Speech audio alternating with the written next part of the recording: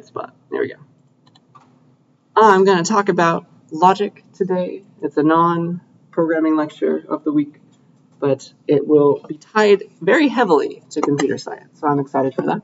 And I'll also teach you about binary, like that number system. If you haven't learned it before, it's a good one to know. And we'll build little circuits on paper at least and have fun with it. So yeah, a lot of cool things that I want to talk about today. Yeah, let's talk about logic itself, because we want to think logically in this class, right? We want to learn how to, bless you, we want to learn how to write a good argument, and that argument should definitely be logical among other things. So yeah, let's figure out the goal of logic and how to prove things logically. All right, true and false. Those two words are going to be so key today. True and false. All right. So yeah, if all of logic is defined by how to prove things are true and disprove things are false, what does it mean for something to be true in itself? That's a question we should ask. Like, what does it mean for something to actually be true and believable? Let's figure that out. All right. So this will have to do with the idea of a statement. So let's define some words before we get there. So a statement, also called a proposition, is just a sentence. It's something I can say, and it has to be either true or false. All right. Any sentence or statement or proposition is something that can be either true or false. It can't be both. All right. And this has to do with logic. So whenever I say statement in this class, just imagine, I'm qualifying it. It's a logical statement. Statement. All right. And so, yeah, like, I don't know. I forgot my water bottle in my car and I had to run to my car and back today. That's a true statement. Okay. That's a true statement. I'm sure there's plenty of false statements, like my shirt color is red or something. Like, that's a false statement. Okay. Those are propositions. All right. You can't have a statement that's both, though. Then it's not a statement. Then it's not a proposition. Okay, so here's a sentence that is not a statement, because it might be hard to think of one. This one, that is not a proposition. Let's figure out why. All right, this sentence is false. If I said that, right? If it was a statement, if it was a proposition, then this would either be true or false, right? Let's discover our options here. So let's say we don't know which one it is. It could be true or false, though. Could be true, could be false. Let's figure out if it could be any of those. True, could be false. If it was true, right? If this sentence was true, that means it's telling the truth, which means that, oh no, it wasn't actually true, it was false. Does that make sense? It doesn't, but it does at the same time, right? So that can't work. It couldn't have been true, because then the second it's true, it's immediately false, yeah? So that's not right. Maybe it was false, though. Maybe that would just, like, solve the universe's problems for us. So let's pretend, all right, under that assumption, like, all right, if the sentence is false, maybe that clears things up. This sentence is false. If that was false, that means it's lying, but then it flips it all back around. And if it was lying, that means it was a true sentence. Now, what's figuring? All right, so if it was true, it had to be false. And if it was false, it had to be true. In either case, it didn't work out. It makes no sense, right? That's called, both of these ideas, these are called contradictions, right? We assumed one thing is like, oh no, it must have been the other thing. That's called a contradiction. That's a technical term in logic, even though we use that a lot. Contradiction. And I hope you see that. Yeah. Any questions about that example? It can't be a proposition. Most normal sentences, statements are. Okay? So, yeah. With the exception of these kinds of things, it would be nice for us to be able to, as mathematicians and humans, to prove all the things that are true in the world and disprove all the things that are false. Like, figure out all the true things, lump them together over there, figure out all the false things, lump them together over there. Voila, we have all of humanity's knowledge. Okay? That would be nice, but it is technically impossible. You have to wait until higher math classes to fully understand why. But this would be a cool ideal, at least. So maybe then we should define what it means to be true. Something is true. Truth should be the things that we can prove. Yeah? But then I have to talk about, like, what does it mean to prove something? So we're kind of just kicking the can on down the road. So here's some ideas that a lot of philosophers have come up with and agreed upon. So here are some theories of truth, all right, that I stole from the internet. I'm going to teach you these guys, all right? And they are clashing with each other. Nobody agrees, not everybody agrees on the idea of something being true, which is very confusing. All right, so here are a couple of them. I don't claim to be a philosopher, but I'll do my best to explain these all. So the first one is called correspondence theory. All right, and this one kind of makes sense to me, at least. So the correspondence theorists, they believe that something is true, a statement, call it S. Your statement, your proposition is true if and only if S is factual. It corresponds to a fact, all right? So if and only if is a very key term that you'll hear a lot about if you become a mathematician or a computer scientist. You'll hear that a lot later. That's a very logical term, but yeah, this is a definition. A statement is true if it corresponds to a fact. All right, so it's like you're Sherlock Holmes. You would be a correspondence theorist. You can go outside with your little magnifying glass, and you can check that yes, this fact checks out. Okay, that's what it means for something to be true to a correspondence theorist. And then you kind of have to also define what it means to be a fact, which is also a bit of a gray area, so let's not go down that rabbit hole today, but you could. And so, yeah, to a correspondence theorist, things that are true are things that are real. They're things that I can see and like observe for myself. It's reality. It's something that I can use my little magnifying glass on and discover that, yes, that's a fact. That makes sense to me. Okay? So, like, snow is white. That is a true statement, usually, right? Because you can go drive up to go up the 168 in the winter and see that, yes, snow is in fact white. Yeah. So that would be an easy thing that you could claim to be true under correspondence theory. Okay. Any questions about this? This is one way that people have decided to mean that things are true. All right. So, here's a fun meme about that. This would be a correspondence theory meme.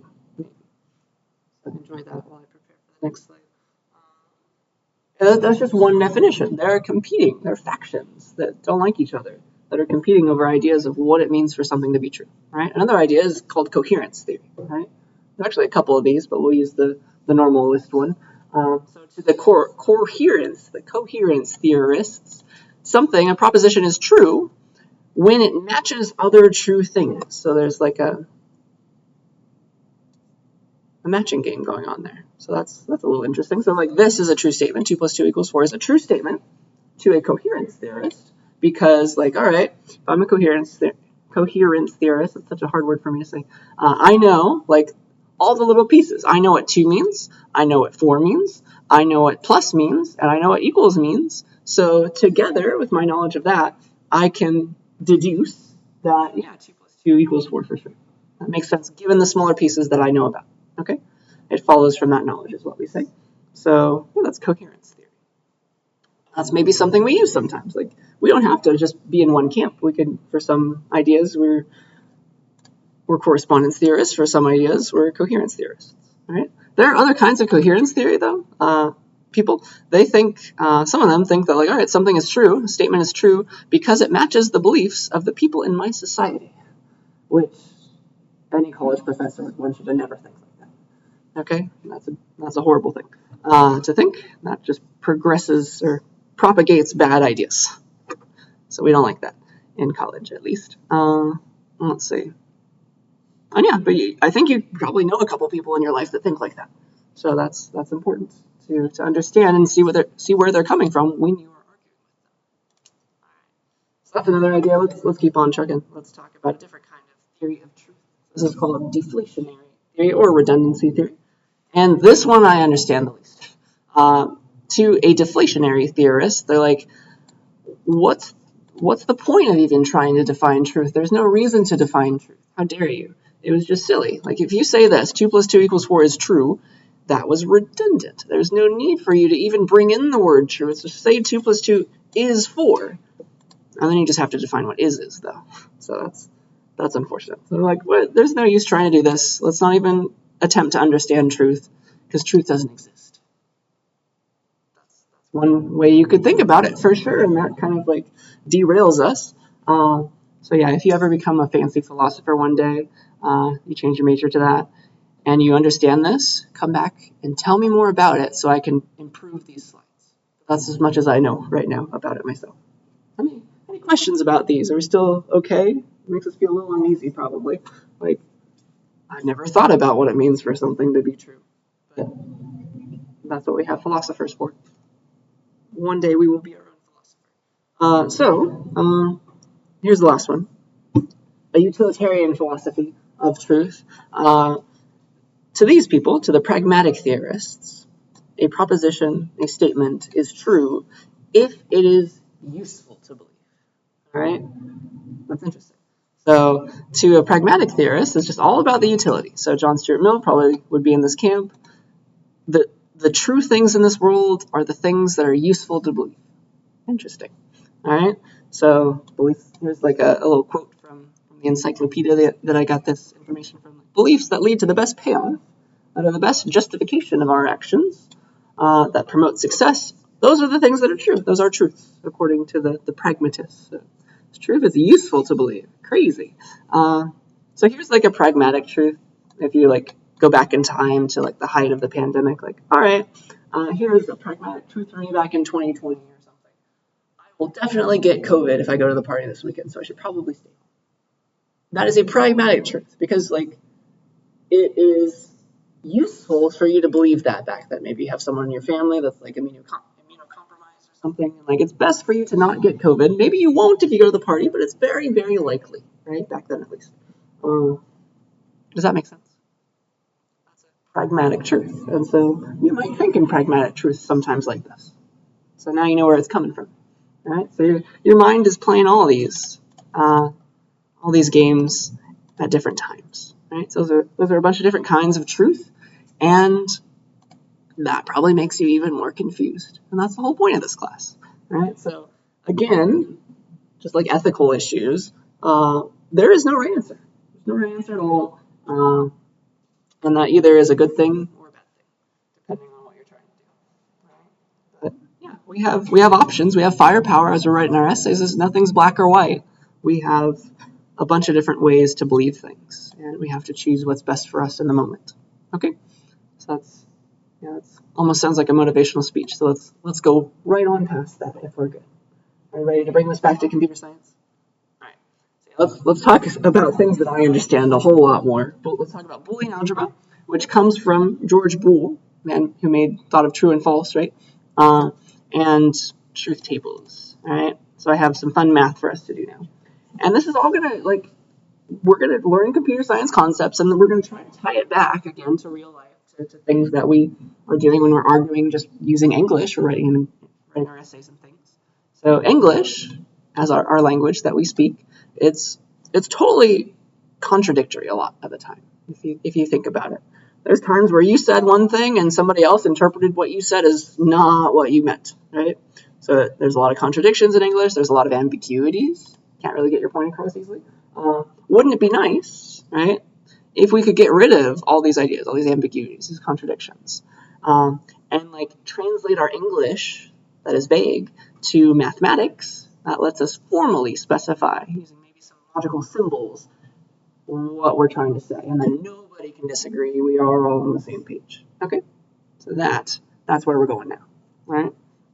So here's my motivating question for you. So let's wake up again. Let's say hi to each other. So I have a question for you, and please, just as a group, get next to one or two people that are near you, and make sure to do that attendance before the end of this question as well. Go to that written ice page. You can pick a leader. We'll clear them out. And what I'd like you to do is I'm trying to motivate the idea of English sucks. Let's do something else. So here's the idea. Let's say we have two scenarios. All right, consider this scenario. Scenario one, where like you're in a restaurant and the waiter comes and like brings you your coffee and then asks cream or sugar.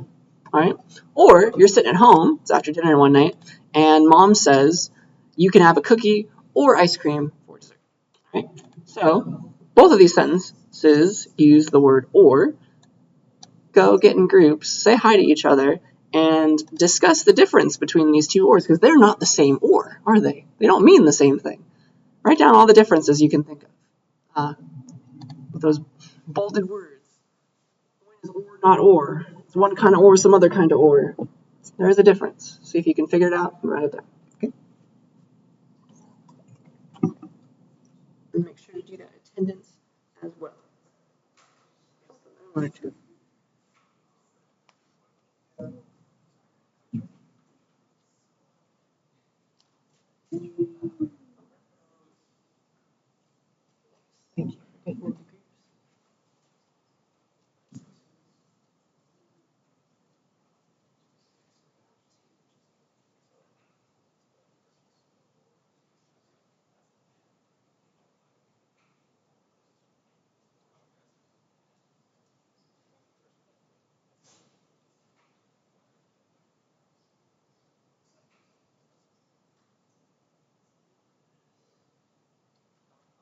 Oh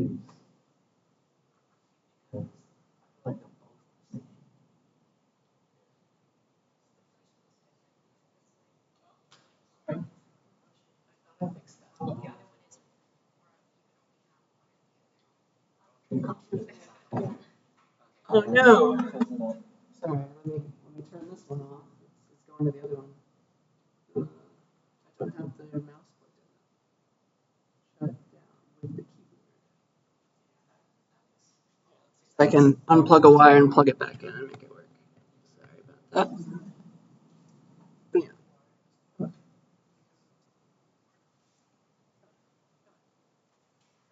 Hopefully remember the sentences though.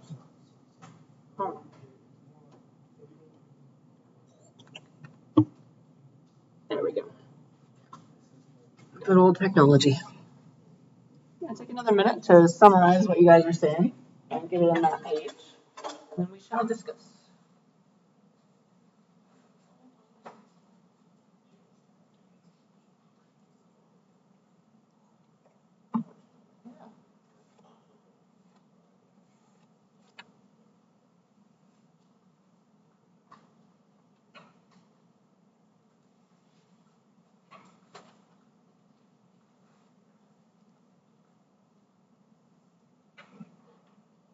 It's very unfortunate. I thought that if I plugged in my charger and that thing, it would stop that from happening.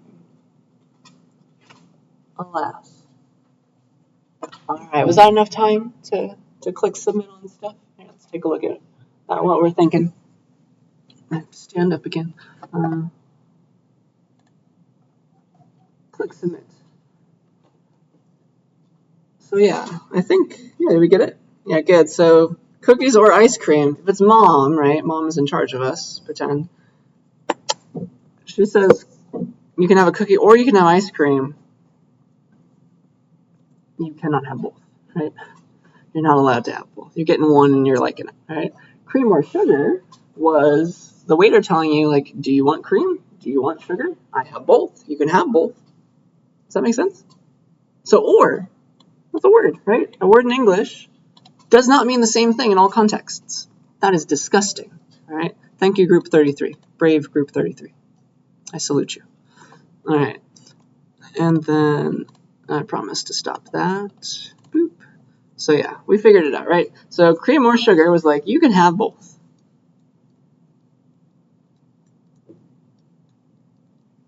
And then mom was like, nope, you cannot have both. All right, does that make sense? So that leads to the idea of like, we can't use or in English because nobody's going to understand us. Like some people might interpret this as maybe you can have both. I don't know. And so to make it unambiguous, we look to logic. All right, there are symbols for these things. There's a symbol for this kind of or, and there's a symbol for this kind of or, and that will fix all of this for us. Right. So the symbol that I want to teach you is the first one, at least, is inclusive or. All right, there's two kinds of or. There's inclusive and exclusive. So this is the waiter's or, inclusive or. The logical symbol for it looks like a little V, right? So that's what it looks like. I don't know the best way to memorize it, but that's what it looks like at least. And so let me teach you what it means to be inclusive or, all right? This, by the way, right here is called a truth table. We're going to see a bunch of those today. Truth table. Truth table. And what it does is it gives you every option of two things, like every possibility of true and false for two things. And then it shows you what happens if you OR together those possibilities. What does that spit out? What does the OR operation do for us? All right, so think of A like cream. This is the waiter's idea. And this is like sugar, B. And then this statement is like the combination of the two. Cream, you can have cream or you can have sugar. So read that symbol as OR. It's like A or B is the symbol for it. All right. And so, yeah, this is every option, every possibility of true and false for A and for B, for having cream and for having sugar. And this is like what the or spits out if you say, I had cream or sugar. So let's break it down into this kind of statement. Like this is, A is like I had cream, and B is like I have sugar, or I have cream or sugar. Wee. And then honestly, it might make more sense to us in the past tense. Let me just do that for a second. I had cream or sugar. Should not make a difference, but it kind of does when I think about it. So I would say that this right here is kind of meaning I had cream or sugar, all right? And here are all the ways to make this statement true with this kind of inclusive or, all right? Cream ored with sugar. So if you had cream and you had sugar, if they were both true, then of course their or is true. It's still true, like you had cream or sugar, right? You had both. Does that make sense? That's how you're reading the truth table. In this other case, we're trying every possibility here. True, like if cream is true, that means we had cream. And if sugar is false, that means we didn't have sugar. So we had cream but not sugar in this universe. Oops. In this situation. And still the or, though, to say in combination, I had cream or sugar is still true in this situation, right? In this setup, yes, we had cream but not sugar. We still had cream or sugar. That's the kind of or we're trying to define right now, right? It's okay to have both. I had cream or sugar is still true if they're both true. And if one's false and the other is true, it's still true. All right, so this one is like, I didn't have cream, but I had sugar. Still the statement, I had cream or sugar for this kind of inclusive or is still true, right? Because I had the sugar part. Okay. The only way to make an or false is if they're both false. Do you see how I'm lying here if I said I had cream or sugar, if I didn't have cream, I also didn't have sugar? It's the only way to make this false. Any questions about how I'm reading that table? Because we're going to see a bunch of these. It's called a truth table, all right? And so like this is the inclusive or. This is the idea of inclusive or. Both can be true for the or to be true. That's the waiter's or. All right, so if you want to actually prove this logically, to prove that A or B is true, you just got to show that you're in one of these cases, right? You got to show that you're not here as a mathematician. So how do you show that you're in one of these cases? You just got to show that like at least one of A or B, potentially both, are true. All right? So that'll come up later. So next is exclusive or. That's the other kind. That's mom's or, all right? Exclusive or XOR for short, all right? The logical symbol for that one is a little plus sign with an O around it, all right? So this is like A, X, or B. That's how you write it. And this is totally mom's statement. This is like you can have a cookie or ice cream exclusively. Let's say the A is a cookie, B is ice cream, and this is you can have a cookie or you can have ice cream, but exclusive or, all right? So look at the difference if I flip to them very quickly. Do you see the difference between inclusive or and exclusive or? It's that top case. You see that? It's false for exclusive or. You're not allowed to have both. Like, it cannot be true that, yes, I had a cookie and an ice cream when mom told me I could have a cookie or an ice cream. See that? It's not true anymore, all right? So that's not right. But it's okay to have one or the other, right? That's what it means to be exclusive or. That's the only way for these to be true, right? Either I had a cookie and not ice cream, or, and that was true, like it was a true statement that I had a cookie, mom said I could have a cookie or ice cream, and I had the cookie. Or this case, right? That's also the one that we could be in. Either we didn't have the cookie and we did have the ice cream, right? And then it's still correct to say, and mom didn't lie to us, that yes, you can have a cookie or ice cream exclusively. Does that make sense? And so, yeah, the only ways that they could be false are here and here. And the one difference is this one. And that's the new one from the other one. You cannot have both at the same time. Okay? So, again, if somebody's like, this is true, A exclusive or with B is true. If you wanted to prove that beyond a shadow of a doubt, you have to then go and show that you're in one of these true cases. You have to prove that you have either A or B, but not both. So that's what gets you into these true cases, right? I think that's still a bit vague. We'll get more examples soon. But, yeah, I also want you to, like, think about false, something being false, being not true, as in someone's lying to you, right? Think about false as if someone was lying. That will help. So mom was lying to me. If we're in this case, right? Mom was lying to me. It's false to say that you can have a cookie or ice cream, or that I had a cookie or I had ice cream this time, or that was a lie. Mom was being lenient to me. It was also a lie for me to say, or for mom to say, that you can have a cookie or ice cream if in reality I could have neither. See, that was also a lie. Okay. Questions about that? So yeah, true is what we want. We want the true cases. But then we kind of interpret false, in these examples at least, as someone was lying to us, right? So inclusive or, is the waiter. You have options. Both can be true. Exclusive OR, you do not have options. You can have one or the other, but not both. They cannot both be true at once for their exclusive OR to be true. Okay. All right. Are we ready for one that actually makes sense in English? That's called and. So and is nice and unambiguous in English, which is nice. We can still bring it into logic, right? So and is something you can do on truth values, true and false. And this is its symbol. It's like a flipped or, all right? Because and or are kind of opposites in a sense if you stare at the tables for long enough. So this, let's make up an example with and. It's like like the waiter is telling you, we have cream and sugar. All right, let's pretend that that's our statement that we're trying to prove true or false. So that the waiter tells us and, we have cream and sugar. Do you see how there's only one way for the waiter to not be lying to you? All right, if this is the cream, this is the sugar, this is cream anded with sugar. This is what he's trying to say. We're trying to say that the waiter's saying that this is true. Cream anded with sugar is true. We have cream and we have sugar. So the only way for the waiter to not be lying to you is to be in this case. For you to actually have cream and sugar in the back somewhere. Yeah. Because the waiter is totally lying to you in every other case, right? It's wrong to say we have cream and sugar if you have cream and you don't have sugar, right? If sugar is false, then their and cannot be true, right? You're lying at that point. Same for the flip side. If you have cream but you don't, if you don't have cream but you do have sugar, then it was wrong. It was a lie to say we have cream and sugar. Yeah? And it was a total lie to say you have cream and sugar when you had neither at all. Yeah, had nothing. So that is the and there's only one way to make it true. All right, and it is like there's a reason the symbols are similar. It's because there's one way to make or false, and there's one way to make and true. There is a correspondence going on there. It's called a duality. Look into that if you like that.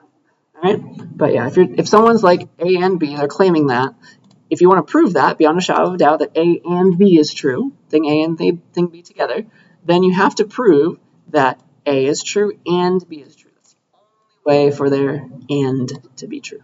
You gotta tell me that you got both. Prove to me that you got both. Okay. So you need both at the same time frame. Okay. Questions about that one? That one actually makes a bit of sense to me, at least. At least this corresponds to what English means. That's pretty good. All right. Last one that I want to teach you and have you remember is called not. Also, another word for it is negation.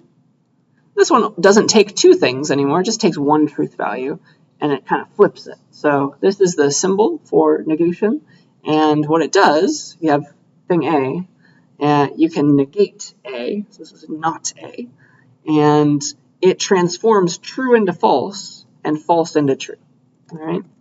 So let me try and use that in a sentence for you. It's like maybe the waiter tells you, we don't have cream today. And you're trying to figure out, is this a true statement or not? All right? So like A is cream, and the waiter is claiming not A is true, right? Not cream is true. Not cream. Yeah? And so the waiter is not lying to you, right? You're in the true case if there really is no cream in the back. Does that make sense? That's what the negation is doing. If there isn't cream, then yes, right to say that there isn't any. We don't have it. You're negating the fact that there is cream. Okay? It's like you're flipping. False becomes true, true becomes false. It's a lie if you really did have cream. They just didn't want to give it to you. Okay? So one way to at least remember this symbol is it looks like a little diving board. So like watching the Olympics. And somebody's about to jump off and do a flip because it's flipping true to false and false to true. Okay? So any questions about negation? Logical negation. Yes. We don't work with NAND? What did you say? I'm about to talk about NAND on the next slide. It's just too complicated. At least in this class, it's too complicated. Every CPU works with NANDs at least. But yeah, as humans, it's easier to think in terms of and or not. Yeah, so we're getting there. So here's a fun fact that corresponds to this question. If you had some truth table that you really cared about, like you had a bunch of variables, A, B, C, and D, and like as many as you needed, and you had some fancy idea, like I want this output, like here's your cloud of an idea. I would like the output under these conditions for these variables to be true, under these other possibilities, like it should be false here, false under this situation, true under this situation, false, false, true, dot, dot, dot, all the way down forever. Say you had something in mind, you had some idea in mind like this. You can always, using your variables, using your logical variables, you can always generate this truth table using some combination of and, inclusive or, and not. Okay? That is a wild statement, I know. I'm not really going to prove it to you in this class, but this is a really cool thing to understand. And what this gets you, the reason we're learning about this, first of all, is yes, we can disambiguate English, but also with and, inclusive or, and not, you can specify computation. Because true is just a 1, false is just a 0 in binary. You do everything in binary. We'll talk about that later in this lecture inside of a computer. So legitimately, all you need is like circuitry that can perform and or and not. You pretty much have 99.999% of a computer using just those ideas. If you could just make little circuits that do those things, that's pretty cool. All right? It also helps us with argumentation and talking about things logically. All right? So let me prove that to you. All right? Let's construct exclusive or. Because I told you don't need it, right? I told you can make whatever you want using and, inclusive or, and not. So let's take exclusive or as a guinea pig, and I will generate this truth table for you without using exclusive or. Watch. All right? I'll give you the answer, but I want you to fill in the table. All right? So here's the idea. So I claim that A exclusive or with B is equivalent, logically equivalent, three little dashes, logically equivalent to not A or B, or sorry, not A and B, not A and B, or A and not B. So it's a little bit longer, but it's still possible. Okay, and so I claim that this is the same as this, and one way that you can prove to yourself that they are equivalent is to make a big truth table. Right? So what are the variables involved? You got A, you got B. Those are the variables, and you probably want to like show your work, get the intermediate steps, like generate not A, generate not B. So let's have those because we'll need those. We'll column for not A based on A, column for not B based on B, and then what else? We have we need a bunch of these. So once we have not A, we can like and it with B. So not A and it with B.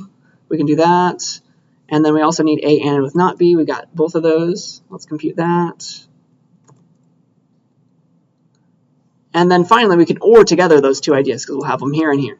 We can OR those results together, and so that'll give us not A and B ORed with A and not B. And then all we have to do is prove that that is equivalent to exclusive OR, right? Just prove that, all right, A exclusive OR with B, whatever this is, right? Like they just correspond always. That's what we're trying to show here. If we could do that, if they're equal, that means they were the same. Okay? That's what we're about to do. So I want you to fill in this truth table.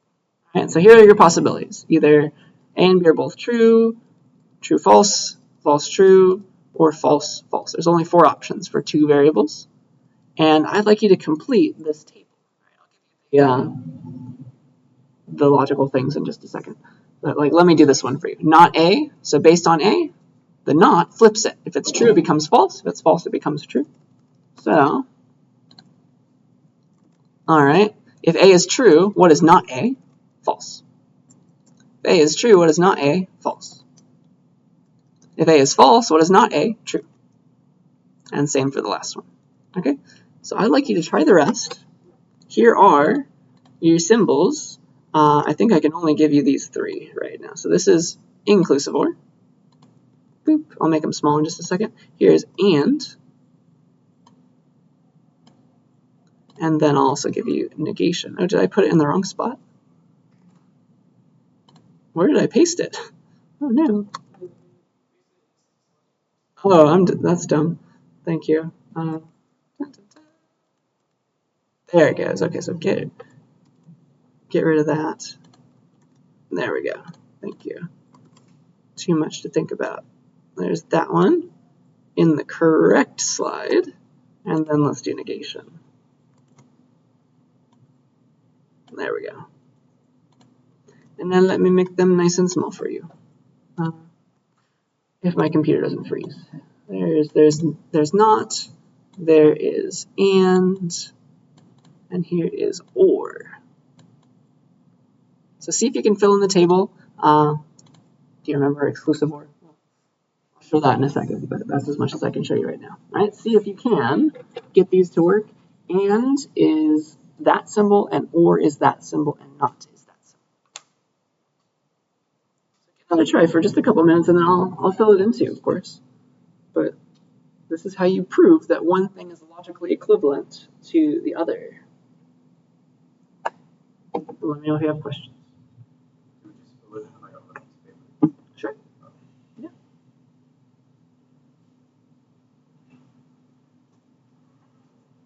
You don't have to show me your answer. I just want you to practice it, because this is something I might ask you one day on a test. Wink, wink.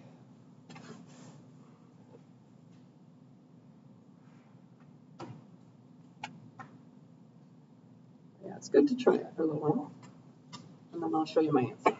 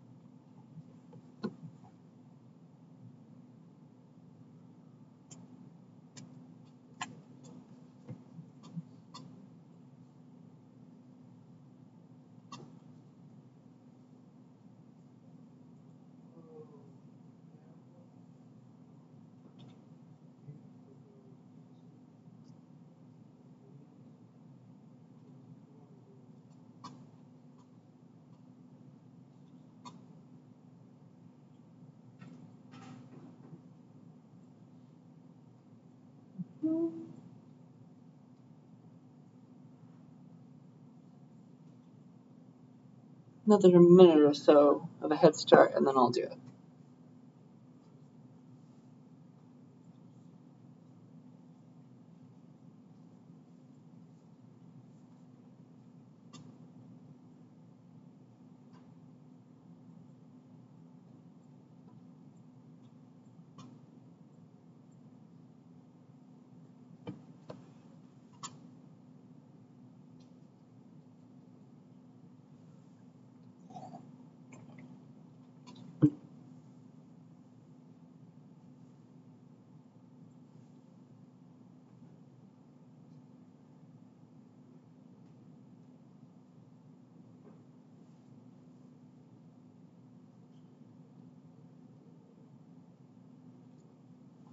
That might be fun to try.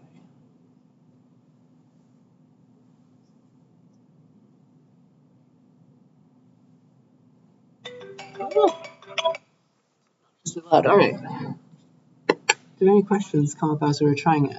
That would not be answered by me just doing the problem. All right, so I'm going to get rid of these because we can't see why we're doing this anymore. So the whole goal is for me to show you that and or not, they work together and they can make anything. So yeah, let's do not be. So if this is B, I'm just going to flip everything. True, false becomes false, true. You'll get fast at this with more practice. All right, then now I have both of these. I have not A and I have B, and I can AND them together, right? And is only ever true if they're both true. It's like true AND with false? Nope. False AND with false? Nope. True AND with true? Yes. False AND with true? Nope. So only this case is the true case, all right, for AND. So true and false everywhere else. False, false. And same for the other one. We have A and not B. So here's the not B, here's the A. Where are they both true? Here and here. That's the only true case, yeah? So everywhere else is false. Boop. And if you look closely, you'll see like this bit is talking about this truth being right here, and this bit is talking about this truth being right here, and those are the two that make exclusive OR. So, all right, now we have these guys separately. We can OR them together, and their OR is true if any of them are ever true. So false OR with false is the one way to make false still. false ORed with false. But if there is ever a true, could both be true, still is okay, then the OR, the inclusive OR, is true. All right? So we have false, true, true, false. And if you go back and you look at the truth table for exclusive OR, mom's OR, we have false, true, true, false. All right? So that proves that in every situation, this thing matches this thing, which means that they are the same. They are logically equivalent because they correspond just like that. All right? And that proves it. So you can use one or the other now. You don't need exclusive OR. You could have just said this. Any questions about that? It's pretty powerful idea that you can build up any truth table you want with some combination of ands, ors, and nots. That's quite nice. All right? So yeah, this idea is called functional completeness. And, or, and not are functionally complete, we say. Right? There are some cooler ones, though, that I'm not going to test you on, but you should understand. All right, so functional completeness is what I just said, right? And or not taken together, you can build any truth table you want, and inclusive or not. Those are functionally complete, we say. Functionally complete. You can build whatever you want with just and or not. But there are some cooler operations that don't even need anything extra. So there's an operation called NAND, which you can define as first doing A and B, and then negating it. So like here's A NANDed with B. There's a symbol for that, but I don't really care about teaching it to you. Look it up if you're interested. So here's A NANDed with B. First do the A ANDed with B and not it. And there's also NOR, which is first do A or B and then negate that. So here's A ORed with B, and then negated becomes that. So surprisingly, NAND by itself, NAND just by itself is functionally complete. Same with NOR. NOR just by itself is functionally complete. You can build whatever truth table you want with just NAND. Complete. That's amazing. And so, like I said, you can, like 99% of a computer is doing these kind of logical operations in circuit form. If you want whatever fancy truth table it is that corresponds to doing computation, you can use a bunch of and, or, and not circuits, or you can just go to like Circuit Costco and buy nothing but NANDs, and that's what CPUs use. They just make a bunch of NANDs on their chips, and then they tie them together in a way that builds whatever truth table that corresponds to like addition, multiplication, all the things that a computer can do. That is wild and very interesting to me, at least. I hope that makes a little bit of sense. All right, so yeah, that's what functional completeness means, and I'm not going to test you on NAND and NOR, but they're useful to understand, because maybe you've read a little bit about CPUs, you've heard like NAND before. Now you know. Now you know a little bit more, maybe. All right? Questions about that? Ready to move on to a different symbol? All right. So, before we do that, actually, maybe I don't want to do that today.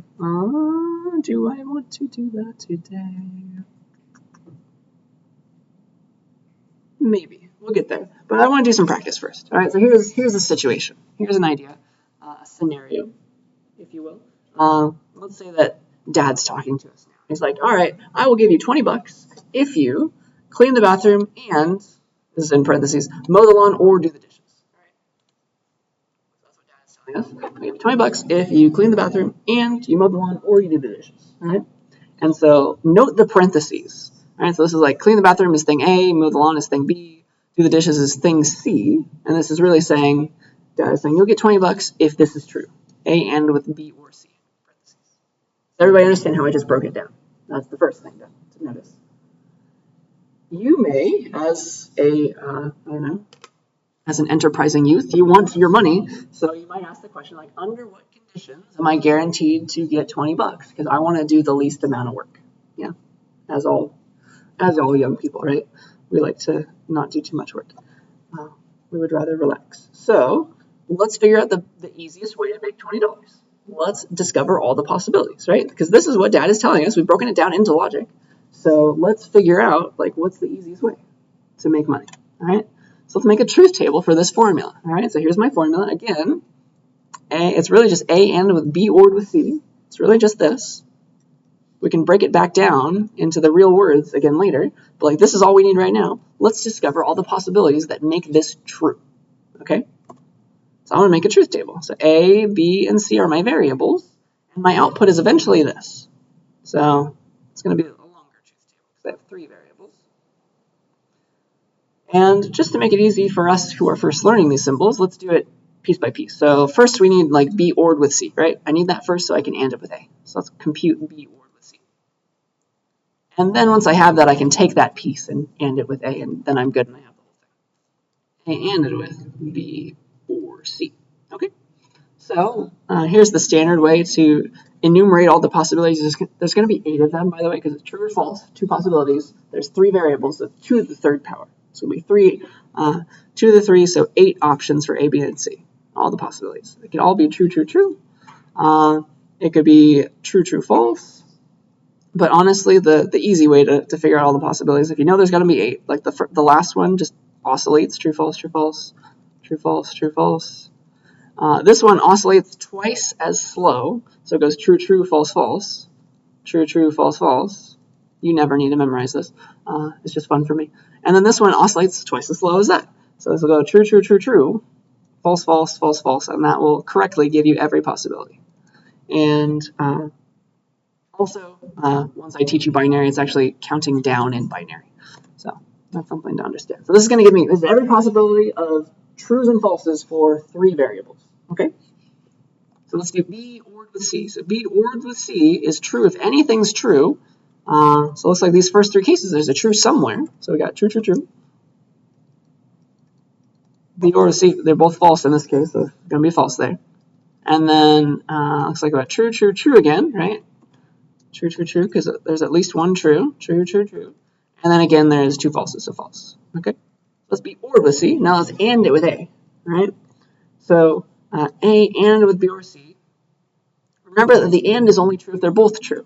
So, all right, where are their falses? So A is false down here. ANDing false with anything produces false. So I have 4 falses at the end for sure.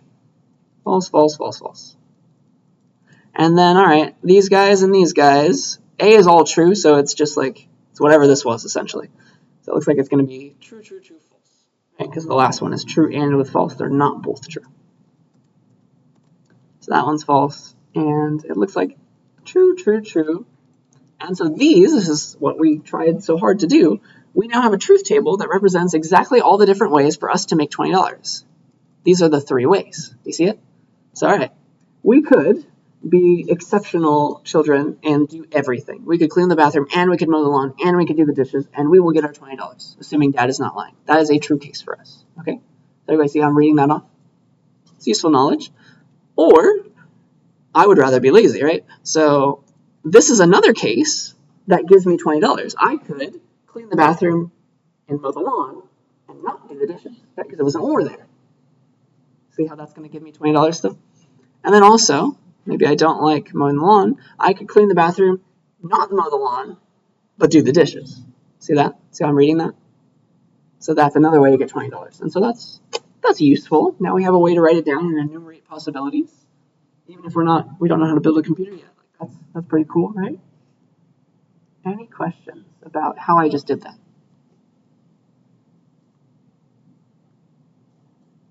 All right. Oh, there was, yeah. It was a little circle with a plus inside, but we're going to focus mostly on an inclusive OR and not in this class. Yeah. All right, your turn. So I would like you to make a truth table for this. Like maybe Dad told you something about this, and like this is another way for you to make money. A, B, and C are your variables, and you're computing A and with B, ORed with B and with not C. Okay? So let me start it for you again, because it takes a while. But start writing this down. I'll give you a head start. Here's what you're going to do. You have 3 real variables involved again. I'll give you all their possibilities. And eventually, you want to make what? You want to make A and B. You can do that immediately. You can do A ANDed with B. And then you also want to do not C. You need that, so you can AND it with B. So not C. And then once you have the not C column, you can AND it with B and get that. B ANDed with not C.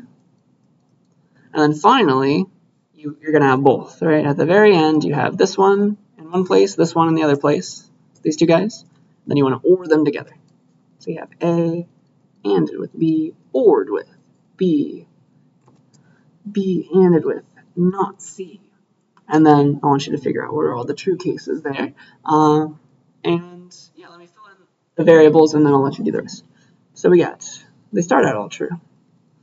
True, false, true, false, true, false, true, false, true, true, false, false, true, true, false, false, true, true, true, true, false, false, false, false. So those are the possibilities.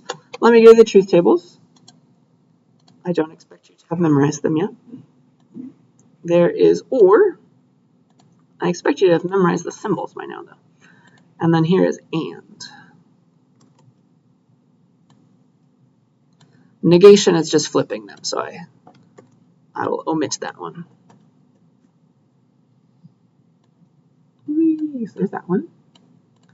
So I'll give you like a 2-minute head start, let's say.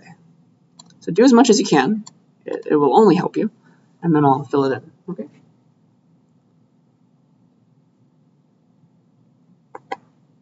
And let me know if you have any questions.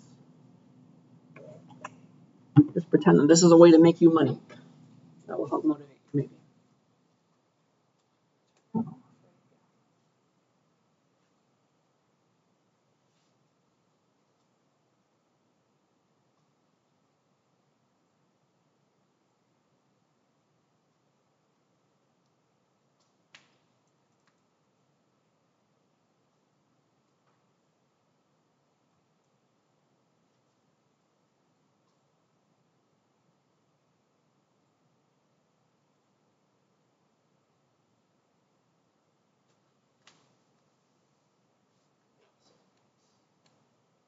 I want to see that too.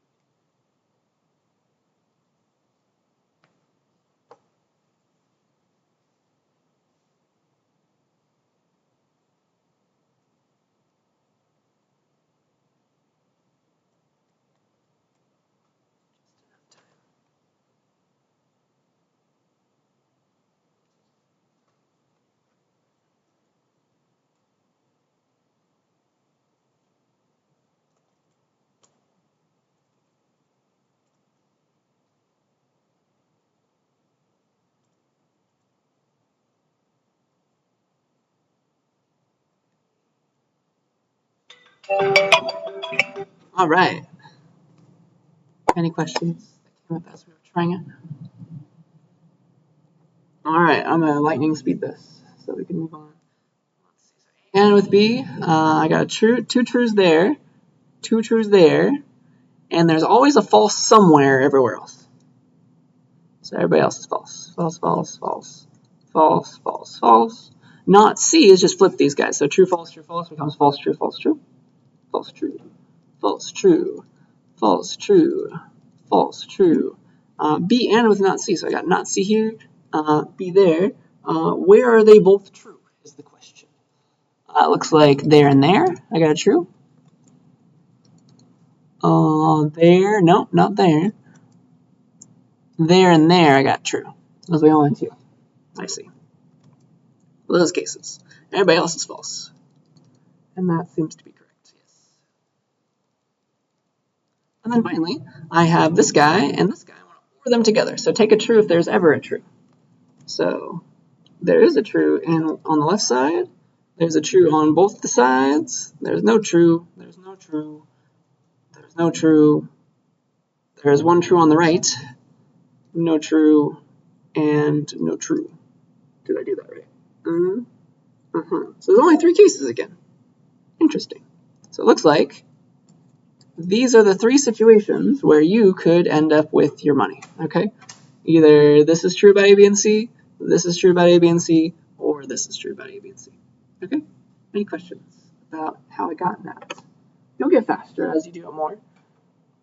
I've been doing it for years, so don't try to match my speed.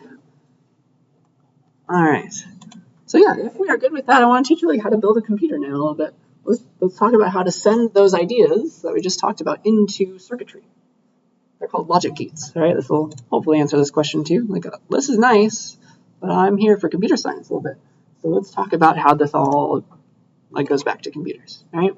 So here are little logic gates that you can build circuits out of. This is how you draw them as a circuit diagram.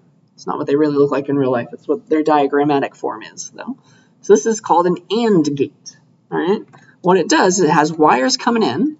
Those are your two things. This is A and B, and you're ANDing them together. Right. There's one wire coming in, and there's one wire going out, and this output is their AND. It's whatever they were ANDed together. And so the way this works inside of like electronics is like true corresponds to a 1, and false corresponds to a 0 as far as data is concerned, digital data. And then also, 1 corresponds to, if you want to get fancier about it, it's really high voltage, like 5 volts or something. And then false is low voltage, very close to 0 volts. Okay, so that's kind of what's happening there. And so here are your gates. Here's an OR gate. This one is all straight and curvy on the right. This one is pointy on the right and like curvy coming in. A ORed with B is what it calculates. And then NOT looks like this, or an inverter is another name for it. A NOT gate takes A and outputs the negation of A. All right, that's how you read it. And then you kind of think about the negation happening at the dot, because here are the NAND and the NOR gates, though I won't test you on those. It's like do the AND first and then the NOT. So that's the NAND, do the OR first, then the NOT, and that's the NOR. And then exclusive OR, it looks like an OR, but you got another slash there. That computes the exclusive OR of those two things. But I am really most concerned about you understanding these guys. Okay. The rest are for fun. So if these are our gates, let me give you an example. Let's make a circuit. Let's make a circuit diagram that will give us the answer. We hook in enough switches and electricity to this. Maybe it like corresponds to a light bulb. It's on if it's true, it's off if it's false. So yeah, let me show that to you. Let's use our gates for that. So I will steal this picture so that we can reference it. But yeah, let's compute this. So I'm trying to do this not A and B ORed with, C and not D. So I've got a few inputs, right? I've got A, B, C, and D. Those are my input wires. So I need 4 wires coming in. A, B, C, and D. 4 wires come in just like that. And then I want to do not A ANDed with B. So I'm ready to AND with B right now, but I need not A first. So I'll take the A wire that's got A coming in, and then I'll negate that with my NOT gate, or with my inverter. So I'm going to draw this. So now suddenly coming out of the wire now is not A. Does that make sense? Imagine electricity is flowing. And then we got B. We want to AND that with B. So we have B on its own wire. We just need to like bring them together with an AND gate. Which looks like this. I always think of it like, it looks like that little bullet from Super Mario. That's how I remember the difference, at least.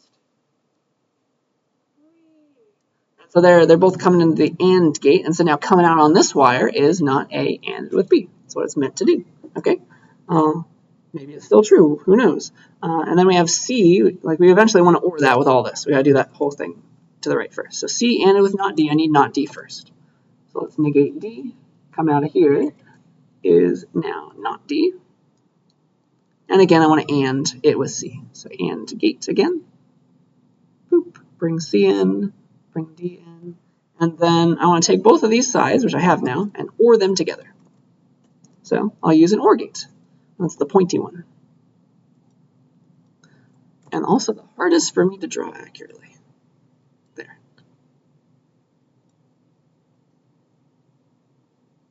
There we go. And so now coming along this wire, finally, maybe it leads to a light bulb or something, is your answer. This is going to be not A ANDed with B, whatever this was for those inputs, and they could be different, ORed with C AND with not D.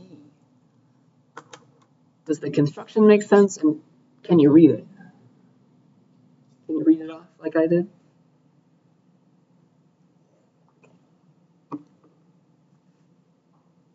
More or less? All right. Prove it. Your turn. So here are your gates. I can make them bigger, I guess, because I haven't written anything yet. But do the same. Do the same for this one. All right. Slightly different. You're gonna need still, right? 4 inputs, A, B, C, and D. Maybe the original order is not the best. The alphabetic order might not be the best for you, but it's okay. Do whatever you want. But you're gonna have 4 input wires and eventually 1 output wire, right? That is this entire answer. Questions about the question? All right, take a few minutes to draw that. You can also just like open up the Paint program on your computer if you want to have fun with it. One way or another, give it a try.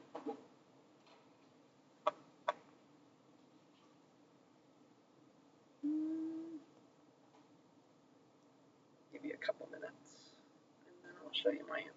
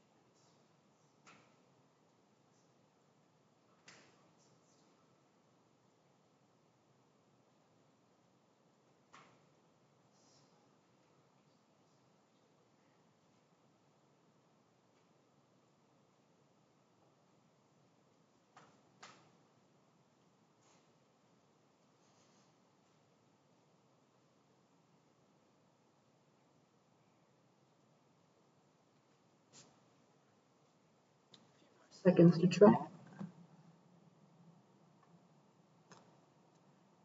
And then I'll show you my answer.